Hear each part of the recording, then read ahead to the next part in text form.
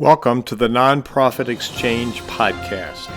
Stories by leaders for leaders to help you raise the bar on your own excellence, to release the potential inside of you.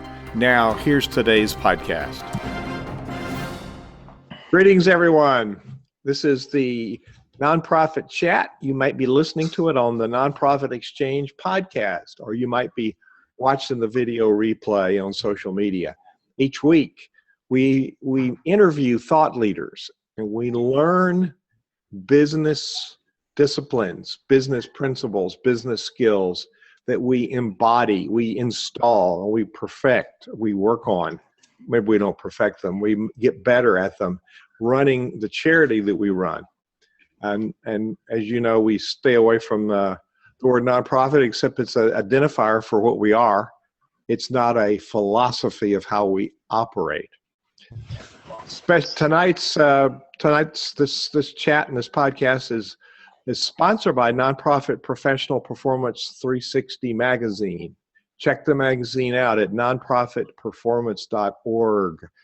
We're in our third year at the recording of this interview, and there are lots of good interviews, lots of good articles, lots of really good content for those of us that are running charities, churches, synagogues, membership organizations, educational institutions.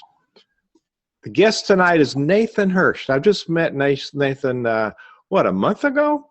And it's been that long. I was smart enough to recognize this guy had talent, so I'm giving myself credit for that. I posted on the email and on the nonprofitchat.org website, I posted a little information about you. And I prefer for guests just to give us a synopsis of what brings you to this discipline that you do so well. And I'd like to say that your company is called FreeUp with 3 E's, freeup.com. And it's an outsourcing company. The reason I wanted you on this series is because I see so many people who are working at the leadership level in churches and charities and synagogues that are overfunctioning. They're doing way too much. And so we're going to talk about how do we leverage our time by putting in part-time employees. So Nathan, speak a little bit about your journey and why are you so good at doing this that you offer, this outsourcing? Yeah, so it's funny. When I first talked to you, I was like, my mom owns a nonprofit. I've kind of seen her journey from being a one-woman show to finally retiring and have upgraded the location she was at, having a huge staff, taking more and more off her plate. And so I kind of got that business entrepreneurial delegating mentality at a very young age. And when I was in college, I started a textbook business trying to cut off the school bookstore because I got mad at them that they were ripping me off and giving me pennies on the dollar when I thought I could get more. And before I knew it, I had lines out my college dorm room buying people's books. And that led me to Amazon.com because you don't sell books for very long without learning about Amazon. And before I knew it, I was running this multi-million-dollar dropshipping business on Amazon, working with all these different vendors and suppliers, selling stuff out of my college dorm room. And it was just me doing everything from filling orders to answering customer emails. I was driving myself crazy. I was going to college at the same time, trying to have good grades, trying to balance a girlfriend and a million other things going on when you're at school. And I remember going to my accountant one day and he was like, so when are you hiring your first employee? And I was like, why would I do that? I'm making money. I don't want to give my money to someone else. I really enjoy what I'm doing. This is fun. I'm going to work 7 days a week. And he just laughed in my face. So after that meeting, I quickly got to hiring. I ended up opening up an office and moving stuff around and ended up getting rid of that and making my company remote. But I always ran into hiring dilemmas because I would make really good hires. People like Connor Gillivan, who is my business partner for over 8 years. And then I'd make really bad hires that would cost me time and money and set me back. And although I got better and better at hiring, the amount of applicants just got greater and greater because I was hiring for all these different things. So yes, I perfected this hiring process, but then I found myself in the interview room 6 hours a day, interviewing people, going through multiple rounds, going through resumes, only to find that some of them, even though I vetted them properly, still didn't work out and cost me money. So I got really frustrated at that. And I thought there had to be a better way. There had to be a company out there that I could tell them what I want. If I need a graphic designer, I don't want to wait 3 weeks to get a graphic designer by vetting through 50 applicants. I want to be able to be like, this is what I need, and have them by the end of the day and get them started on my project. So that's how I came up with the idea of FreeUp, where the marketplace, instead of being a job board and a free-for-all, is very organized, where people apply to get into the marketplace. They're heavily vetted. We make sure they have a good attitude and communication along with that skill set, which you and I talked about in the last webinar. And then we make them available to clients so they can get access to talent quickly, no matter what it is. I love it. I love it. So our co-host, Russell Dennis, has joined us. So Russell, this is Nathan. Say hello to Nathan. Good afternoon. Good to meet you, Nathan. Love the concept of FreeUp and pre-vetting virtual assistants, because they're practically everywhere. And I just had one follow me on my Twitter feed that looks like they're doing the same thing or something similar. So these agencies are starting to turn up, but I haven't seen anything quite like what you're doing before. Yeah, thank you. And great to meet you as well. I mean, you're right. There's so many different agencies and marketplaces. And I mean, I've hired from all of them. And I kind of took what I liked and what I hated and put it together in a concept that really works for business owners. Because the downside of agencies is you never know who's doing the work. You don't get that one-on-one touch. A lot of times they switch people behind the scenes and you don't know about it. So the quality goes up and down. And then the problem with the marketplace is just the time and effort that it takes to get a good freelancer. And then if you invest the training and they decide to quit, there's no one held responsible for that. And you just start right over. Whereas with FreeUp, we have our no turnover guarantee where we cover replacement or training costs if anyone ever quits. So that was the whole concept behind it. And it's been a lot of fun so far. I get to meet both of you. Well, in having owned businesses and run multiple church programs and nonprofit programs, hiring people is not a skill set that I had. I have it now. Previously, I had a lot of bad hires. So you've come at this very early in your life. You've developed a level of expertise. Now, Russell's worked inside a nonprofit for, 11 years, Russell? Yeah. And then he worked for IRS, so he got to visit a lot of nonprofits, I guess, and observe this whole thing of accomplishing our mission. It's very elusive, and we're so passionate about it that we just jump in and we forget that in this realm of the charity, there are people who will step up as community leaders and work with us. We say volunteers, but they'll step up and they'll say, I want to help. But there are some tasks that we need to have somebody that's paid. We have that regular work ethic that somebody's going to do what we've assigned them. There's an exchange of value for pay. And we can do that in a charity, actually delegating some things. And part of what we teach at CenterVision about leadership is learning to take things off of your plate. And I guess the piece that you just talked about is having confidence that the person's going to be capable of actually accomplishing it. Now, we invite people who have businesses and have expertise, and we're talking about FreeUp. It's Nathan's business, and if you go to the podcast and you click on the FreeUp link or the FreeUp link on the nonprofit chat site, where we'll post the transcription of this and any notes that we have. It will be an affiliate link, and there's a donation from FreeUp that goes to CenterVision Leadership Foundation. Just to be clear about that, we promote only services that we use ourselves, and only those services that we can validate are good services. And the people that referred Nathan to me, maybe you know this, Russ, was our friends in Phoenix that do the background checks, the former military intelligence people. So if they said he was clean, yeah, that's good. Yeah. So Nathan, we've got to get over this fear of having somebody else do the work.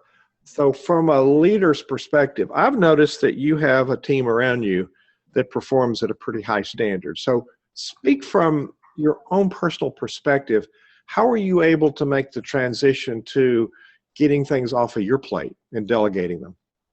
Sure. So whenever you talk about delegating, you have to be in the mindset that the business has to work for you. You can't work for the business. If you find yourself trying to catch up and clear out customer emails and call everyone back and do this Excel project and build the website, the business isn't working for you. You're working for the business. You have to get out of that mentality.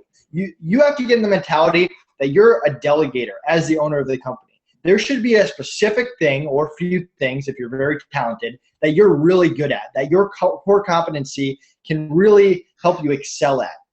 And you need to identify those things. If you're good at sales, 80% of your time should be sales. If you're good at customer service, you should be building customer service programs. If you're a website developer, you should be constantly upgrading your website. Other people should be doing those other things.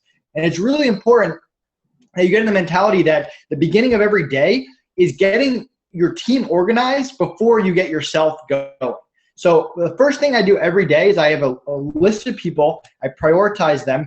I go through them one by one, following up with what they're doing, making sure they're on the right track, making sure that I can answer any questions to get them to the next level. Because if they're sitting there waiting, that's incredibly unproductive. I'm not going to start on my project until I get them going.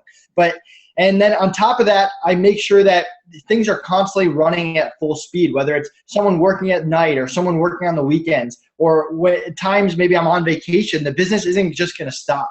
So my whole thing as a business owner is to get a mentality that I have to get this train running. And it takes a lot of organization up front to build that team, which we'll talk about. But the end goal is to have this team that never stops, that keeps moving forward, whether you're there or not, and that you're contributing value when you're there to keep them moving further and further along. We think, and I'm saying we, because I'm not innocent of any of this, we think that we're essential to the work of the organization, when in fact, we don't need to be essential. We're the cheerleader, we're the visionary. It's the people we bring on board that actually perform the duties that are important to the success of the organization. And that whole thing that you just talked about is a paradigm shift. So what did you have to make a paradigm shift to make a mental flip that you were going to learn to delegate, or did that come easily to you? It came easier to me than it did to my business partner, Connor. I remember when I first started delegating after that meeting with the accountant, it becomes addicting because I'm a business owner. I'm passionate about what I do. I like accomplishing things. I like getting stuff done. And all of a sudden, when I added a few people, I realized that I was getting 4 times the amount done. And not only that, but they were doing a lot of the work better than I could even do it because they were talented at skills that I didn't have. And once I realized that, then it became easy. You almost become lazy as a business owner because you're like, all right, yeah, I could spend the next 3 hours doing QuickBooks, or I could just pay someone $40 to do it for me. And you just start passing stuff off your plate, and you just get a lot more done, which leads to more revenue and expanding your company, which leads to hiring more people. And it's a really great circle once you get those wheels churning. But I remember my business partner, Connor, he was managing the company one day that I was on vacation, and he was literally doing everything. Every single tracking email in my Amazon business, he was responding to. And when I came back from vacation, I just sat him down and I was like, you're stuck. Like, if this is how you want to do business, you're never moving forward. You can't be my business partner. You're just going to be in this spot forever. There's no way to be on top of your business if you're doing every little thing. You have to be able to take stuff off your plate, and you have to get over that fear of letting go. And it's not until you actually do that that you can accomplish something as an entrepreneur. No matter how big or how small your business is, you're going to hit a ceiling. You're going to hit a roadblock. I mean, right now, if you got sick for 2 weeks, I had shoulder surgery a month ago. Nothing stopped. Things accelerated. I got my team motivated to work because I wasn't there, and a lot of stuff got done while I was out.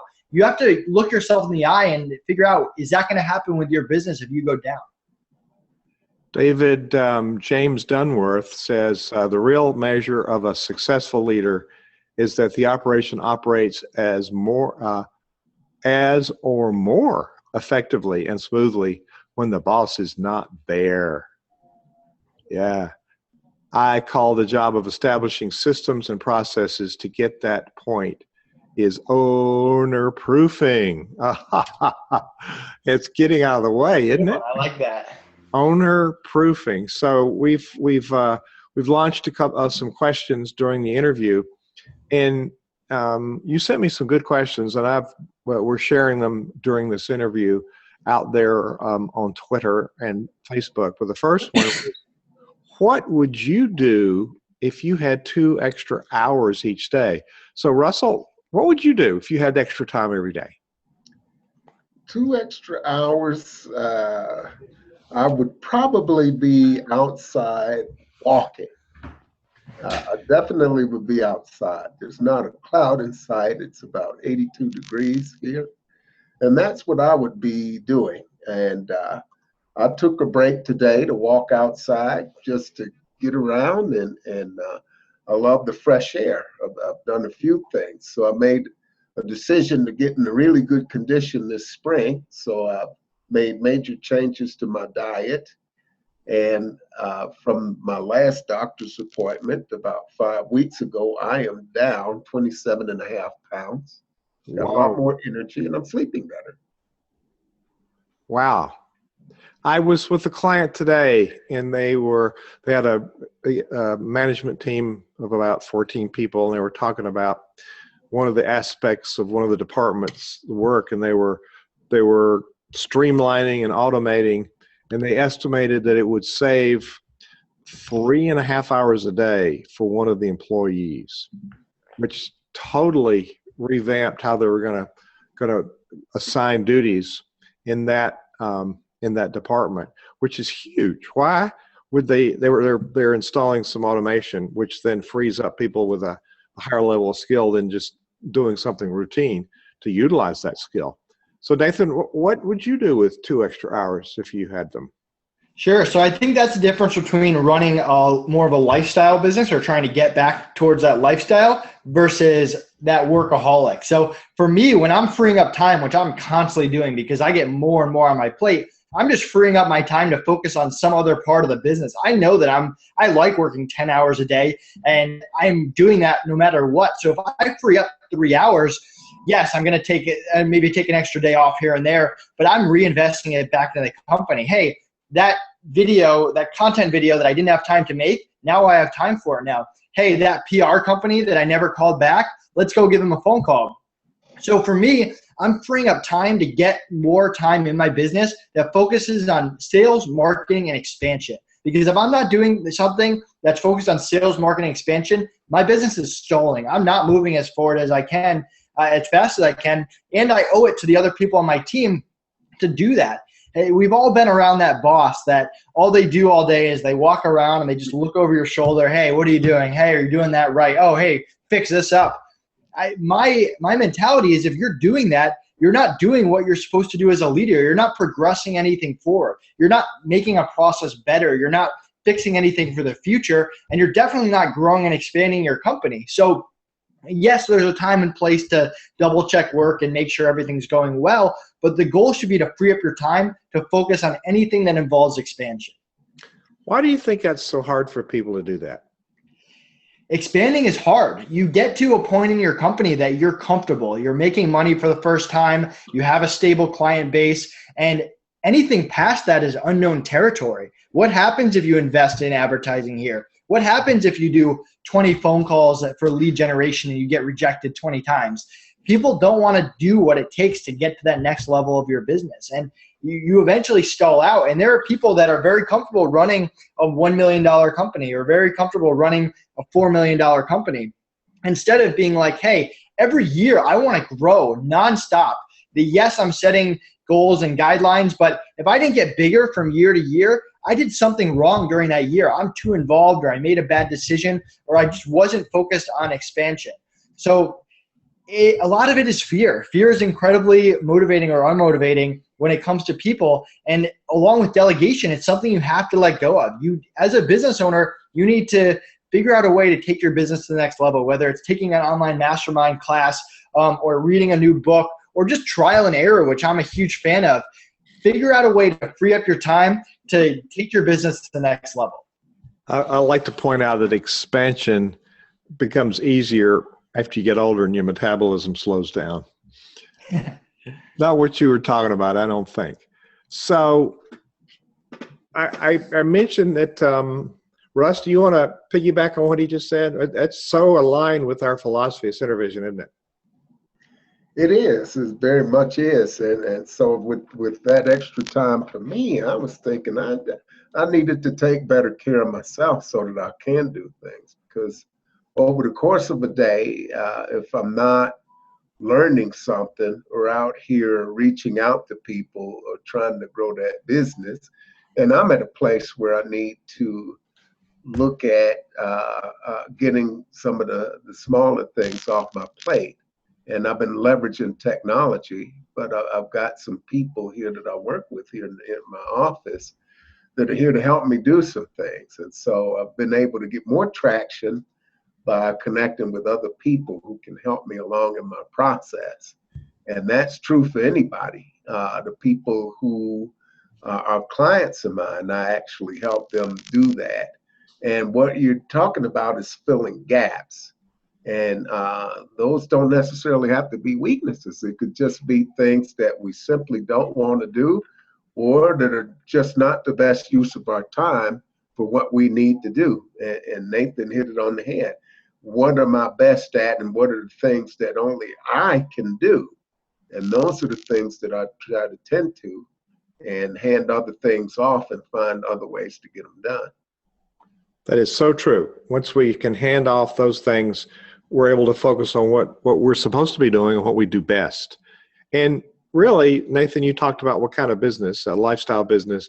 Really, when we're in business, we need to stop and look at our life plan and make sure that the business is fulfilling our life. Now, you're getting ready to go to Mexico in a couple of days. So sounds like you got your act together, boy.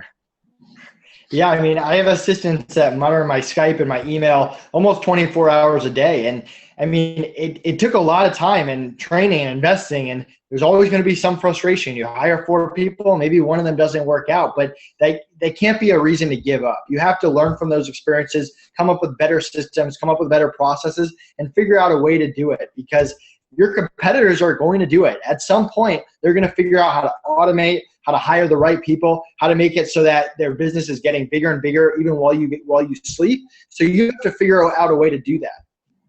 Absolutely. I didn't mean to call you boy. You know, I'm 3 times your age, so the perspective. I feel like you can call me boy then. That's right. And you're not catching up either. All right. So the next question that we posted out there, and I did talk about the real-time research that people tell me they're struggling with leadership and burnout. The Meyer Foundation did a research project a few years ago and found out that the burnout rate with nonprofit executives is 45%. And 75% of the executives are looking at the door as a way out. So we feel like we're trapped and we got to do too much. Let's flip that coin. We're focusing on our burnout, poor me, we don't have enough money, we don't have enough time, nobody volunteers. Let's flip it over. If we weren't burned out, what would that mean? What could we accomplish? Yeah, so if you're not burnt out, your productivity, hold on one second. Sorry. That would be a dog. Oh my God, I'm kicking him out of here real quick. You know, we like dogs. You can hang out with me. All right. So if you're not productive, if you're not resting, if you're burnt out on a day-to-day, week-to-week basis, you're just not going to have the productivity that you can. You're not going to hit your potential. You're not going to motivate the people around you. You're going to be short. You're going to talk down to people. You're not going to figure out a way to take your business to the next level. And the easiest way to get burnt out is by doing a lot of things that you really shouldn't be doing. I spent years of my life entering data into QuickBooks. I would get hundreds of orders every week. At the end of every month, I would go in and reconcile them. And it would literally take me hours and hours and hours. And if I could go back, I would honestly just yell at myself. It was a terrible decision. I could have hired someone from the Philippines to do it for $8 an hour. They probably would have been more prepared than I was and done a better job. And there were times where I would wake up at 5 o'clock in the morning just to do these QuickBooks. And it was a complete waste. And I could have woke up rested, ready to go on to expand my company. You know, we don't call those mistakes. We call those learning opportunities. And exactly. And one more thing. When I started Free Up and I had to do bookkeeping because I have all these clients, first thing I did, hired someone else to do it right from the very beginning. Damn, that's good. That's good. All right, Russell, what would you do if you now you're not burned out? Now you probably experienced in your career lots of burned out leaders, didn't you? I've run into a lot of burned out leaders, and I became one because I found myself at the back end of my career working with the Rooster Band of Micmacs as the tribal administrator, and I had 70 employees. But I didn't relinquish my development responsibilities. So that I was burning the candle at both ends there because I didn't understand delegation, even though I had other people there. I didn't understand at that point in time how to hand things off. I found myself in time constraints. Everything was a crisis. So I found myself overfunctioning and doing things that would have been better to hand off to other people. Like what? Could you give us some examples? Well, some examples there would be working on grants and trying to get those in ahead of time, doing grants, working on budgets, and approving other projects. I should have been able to rely on my program directors to get that done. But, at that time, I was a little bit of a micromanager at that time because I wanted to do well, wanted to see the organization do well. And so that was a part of the hard knocks education coming through that was really a baptism by fire. I had to learn to do a lot of things and do a lot of things that other people didn't know how to do. And at that point in time, I started learning how to teach other people. But, that was the largest number of people I had working for me prior to that was 5 when I was in the Air Force. A little bit of a shift to go from 5 employees to 70. Absolutely. Wow. And that's where a lot of people get frustrated too, is that teaching side, because there's 2 ways to go about hiring. You hire someone who's really talented, that's bringing their own experience to the table to do something that you can't, or you're hiring someone to come in that might have some kind of background, but you're teaching them your system, your way of doing it. And a lot of people, especially the first few hires, they can't teach. They don't know how to give that information to someone else and have them do it properly, have them actually get the same result or even similar, because a lot of times it's worth it if someone can do it 85% of what you can. You want to take it off your plate. So, but a lot of people can't accomplish that. And then they get frustrated and they think, hey, I can't hire, or hey, this person was a bad worker. When a lot of times it comes down to their teaching and how they trained them, how they integrated them, and how they motivated after they taught them. Once you gave someone the keys on how to do something, how did you make sure that you were getting the most out of them every day? Because if you did it yourself, you would get the most out of it every day. Well, there's also things I do okay, but I have people that do them better than me. And once I can back off of that and accept the fact they're going to do it differently, the responsibility rests on the leader to identify the ending point. What is the outcome? What does it look like specifically? And then we're there to mentor people. There's a huge difference, 180-degree shift from micromanaging to mentoring. We're Absolutely. actually empowering people. And so let's talk a little bit about equipping ourselves as leaders. And suppose we went to Free Up and we got a really good person to do some administrative assistant kind of role. The responsibility is on the leader to have a really good plan so that when someone comes in, we can define the quantifiable outcomes. So as you're working with leaders who haven't been successful or new at having someone else to delegate things to, what kind of advice do you give them as far as being able to quantify the end result and empower anybody, your people or others, to accomplish those goals? Sure. So the first thing is you have to understand that no matter who the person is, You need them more than they need you. They can go out and get another job. You're the one that's investing training and resources and your own time, which is invaluable.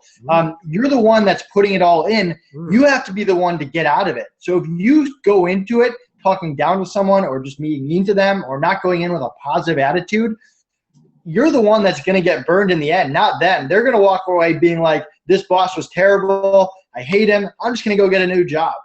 So that's step one. Step two is identifying, and you and I have talked about this, what you want. What are your goals? What are your expectations? I see so many clients that will give someone an assignment and then just walk away and go back to doing exactly what they were doing without any goals or any expectations. So the worker is going to, in their mind, if they're good, they're going to look back on, hey, I had client X, A, B, and C in the past. They liked it this way. I'm going to go do that. And then the client comes back a week later, gets the assignment, he's like, this isn't at all what I wanted. And the worker is baffled because they've been doing this the same way the entire time, but no one set their goals and expectations. So that's why I encourage my workers, we make it mandatory for our workers, you can't start anything until the discovery, until that scope is lined up. And even if the client's like, no, I'm too busy, I can't do it, or you should know what to do, that's not acceptable because I know that just leads to issues at the end. The worker has to step up and really make sure that discovery happens so that stuff gets done. Ooh, and I want to capture that little soundbite.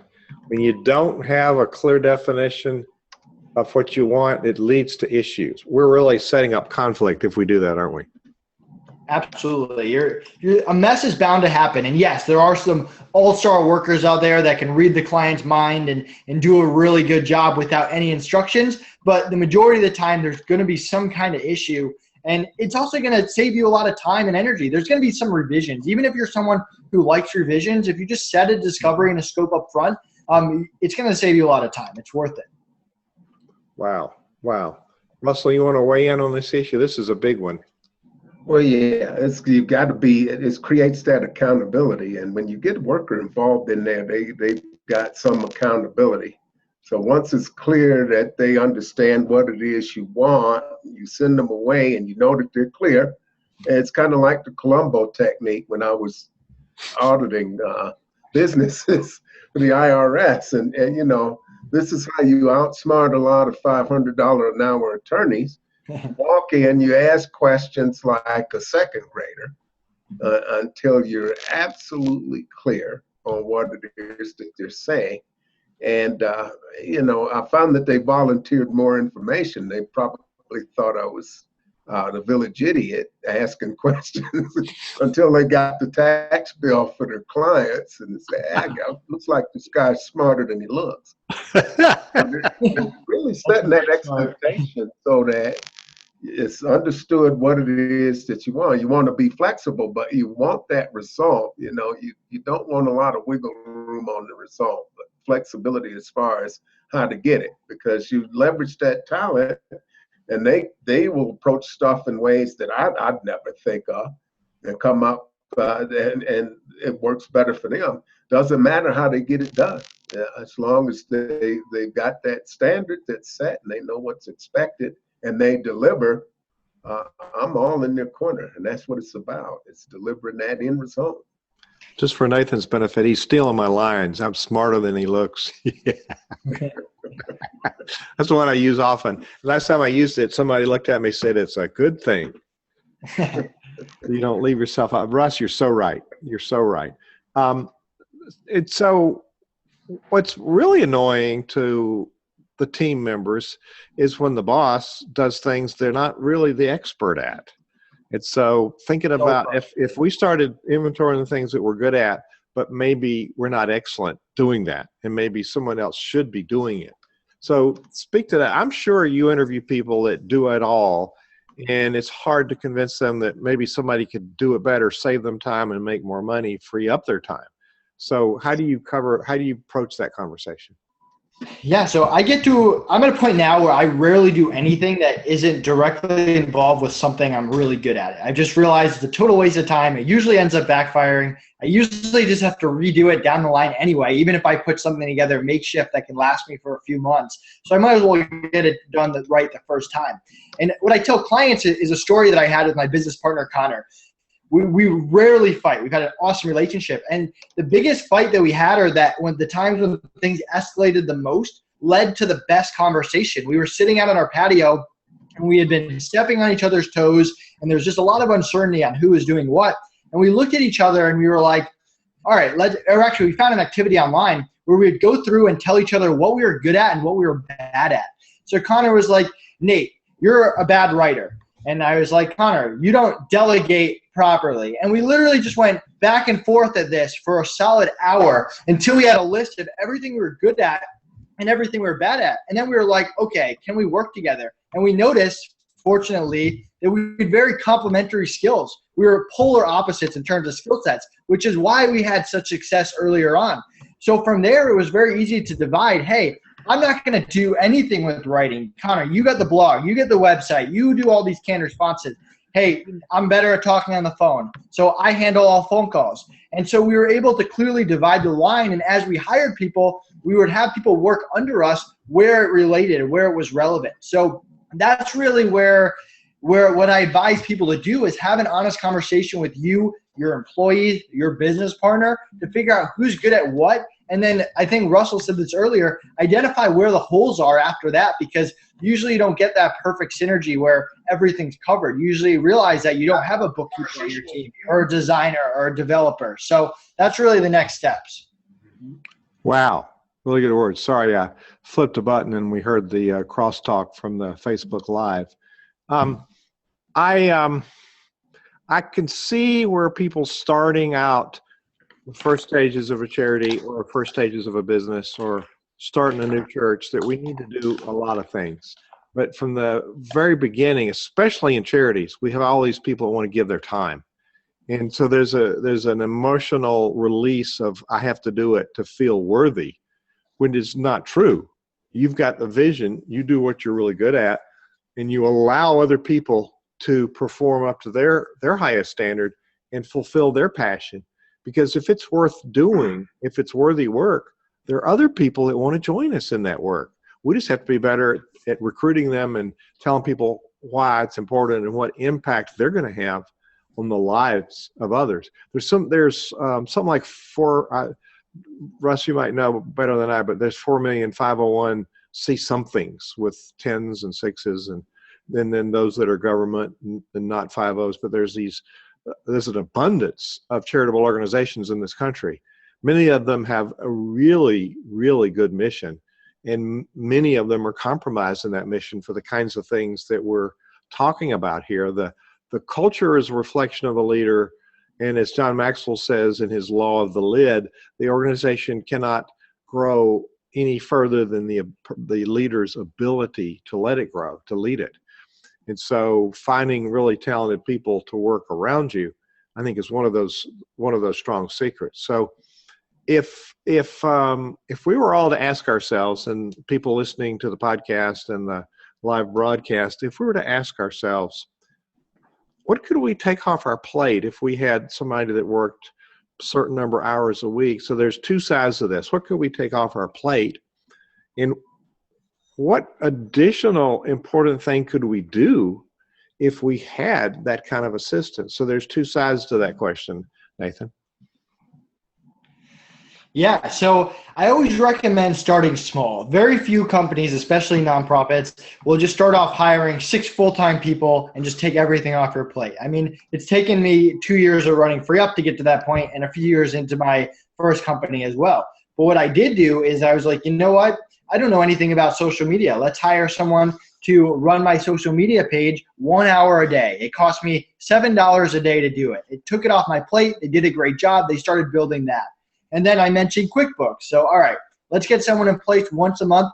They do that. So I get an entire day back at the end of every month. And then I'm like, you know what?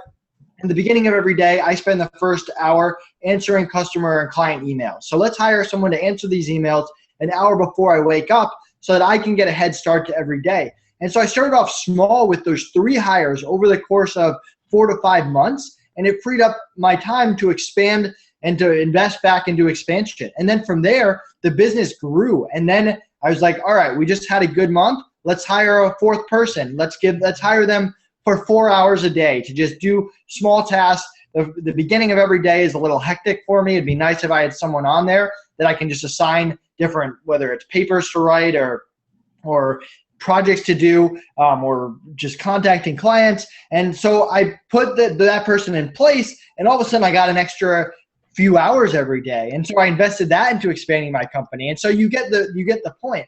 So that's the correct and proper way to go about it if you're bootstrapping, if you're a nonprofit, if you have a limited budget. And if you're ahead of that curve, if you're making money, then you can kind of skip that and start hiring someone for 20 hours a week or 15 hours a week, and really start taking stuff off your plate. And then identifying, have a meeting once you get that time back, have a brainstorming session of what you should be doing and how you can maximize that extra time. Or if you're a lifestyle business, figuring out where you're going to go on your next vacation. So an hour a day is 5 hours a week. That's 25 hours a month. That's what, 300 hours a year? If we just outsource something for an hour a day, that's quality of life. Wow. Russ, what are you hearing here? I'm hearing that I should get somebody to do my email because the pile is growing, So yeah, I mean, I could do that. I could have somebody do some of the email while I'm and some of the posting, and I've got some things automated, and that's been my big push of late, is to get some things automated. So I've got rework of my website and some other things in the works, and as I get more resources, I'm going to get more people involved. I love it. There's a lot of hours, and I don't mind a lot of hours, but I think that those hours could be spent a little better because I'm still doing a lot of small things. Aren't we all? And a quick note on emails. So I have a lot of clients who notice their emails are just piling up. It costs you business to not respond to emails. It costs you opportunities. You have to find a way to get on top of your email. That should be step one. I mean, Hugh, if you emailed me and I didn't respond back for a week and a half, I wouldn't be here right now, potentially. I mean, there are people out there that respond fast. You have to figure out a way to do it. And that's just one example. There's other parts of your business like falling behind on taxes and stuff like that. You have to figure out a way to keep up. And sometimes the only way to do that is to hire an assistant for an hour a day. And I clean my email box out several times a day. Clean it out, and I don't leave it, especially over the weekend. So I do get response to it, but the point is that I'm cleaning it out, and it's the time that I'm spending cleaning it out to make sure that I don't miss anything that I need to gain. It's that time cleaning it out.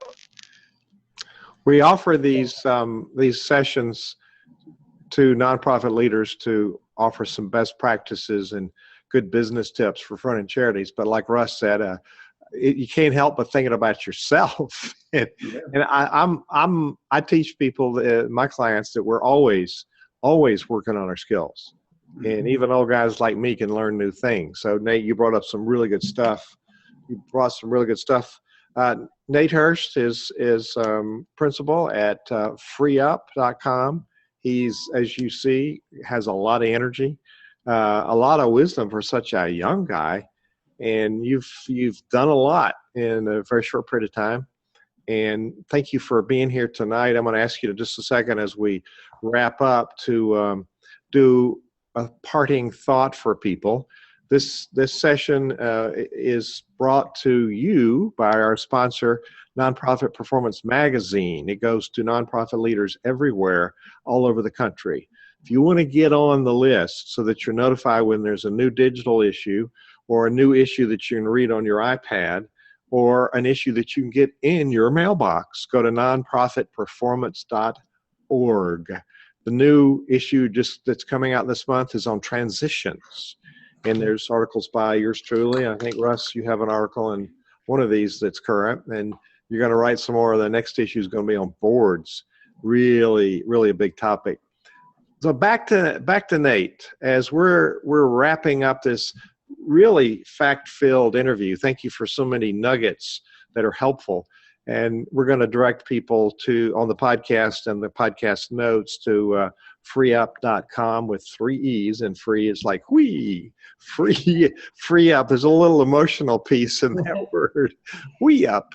So as we're departing this interview and wrapping it up, what's some wisdom you'd like to leave us, a tip or a closing thought?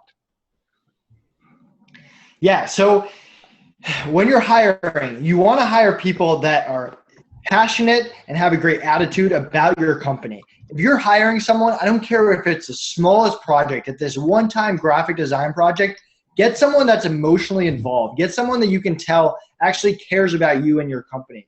You're going to get a better result. You never know when you're going to use someone again. You also don't know how it's going to affect the people around you. If you bring someone in that has a bad attitude, even for a day, even for a very small project, that can have lasting effects on your business that could last months. So make sure that you're bringing in high quality, high caliber people for every little thing. Just because you have something due, don't take a shortcut and give it to someone who could ruin your business down the line. So that's my word of advice. It's something that I wish I had known up front, because I became addicted. For example, I needed Excel work done, and I would hire someone that had a bad attitude, but they were really good at building this formula. And what I realized is when they were sitting at my desk on my computer building these formulas, they were interacting with all the other people on my team. And the next week was a terribly unproductive week, because everyone had the mentality that Nate was just going around hiring any Joe Schmo that he could find that wasn't passionate about the company. It took me a while to get that back on track. So that's just a good piece of advice that I wish I had when I was hiring for the first time. That's excellent advice. And you don't know it, but everything you've said in this interview has been spot on with what Russell and I teach. Is we've reframed the word consultant to be wayfinders, and we help people find the way to better leadership. Nathan Hirsch to Free Up, thank you for sharing your hour with us tonight. Yeah, thanks for having me. Don't forget to check out freeup.com. Right at the top, you can book an appointment with me. I'd love to talk to you about your business. And you can sign up, and if you mention Hugh's name, you get $1 off your first worker forever. It's free to sign up with no monthly fees. My name's worth $1.